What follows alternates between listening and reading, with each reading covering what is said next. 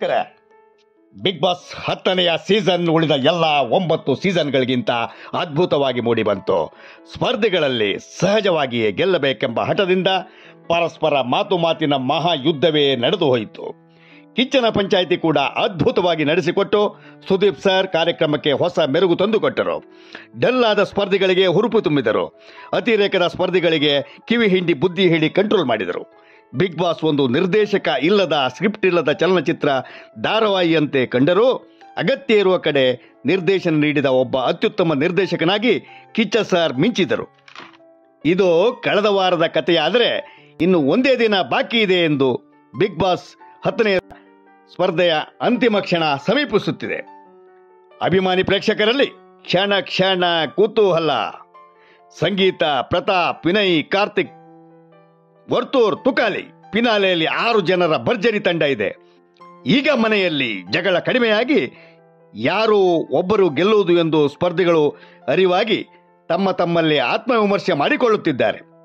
ಕಪ್ಪು ಯಾರೇ ಗೆಲ್ಲಲಿ, ಇಷ್ಟು ದಿನ ಉಳಿದು ಬಂದದ್ದೇ ಒಂದು ನಿಜವಾದ ಸಾಧನೆ ಎಂದು ಹೇಳುತ್ತಿದ್ದಾರೆ. ಈ ಮಧ್ಯೆ ಪ್ರತಾಪ್ ಎಲಿಮಿನೇಟ್ ಆಗಿ ಒಂದು ಕ್ಷಣ ಎಲ್ಲರಿಗೂ ಶಾಕ್ ಆಗುವಂತೆ ಬಿಗ್ ಬಾಸ್ ನೋಡುಗರಿಗೆ ಒಂದು ಕ್ಷಣ ಗಾಬರಿ, ಸಂತೋಷ, ಕುತೂಹಲ ಏಕಕಾಲಕ್ಕೆ ಆಗುವಂತೆ ನಡೆಯಿತು.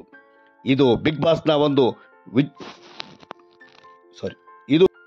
ಬಾಸ್ನ ಒಂದು ತಂತ್ರ ಇರಬಹುದು. ಇನ್ನು ವೋಟ್ ಪ್ರಕಾರ ಗೆಲ್ಲುವುದಾದರೆ ಪ್ರತಾಪ್ ಗೆಲ್ಲಬಹುದು, ಕಪ್ ಅವರಿಗೆ ಎಂದು ಹಲವರ ಲೆಕ್ಕಾಚಾರ.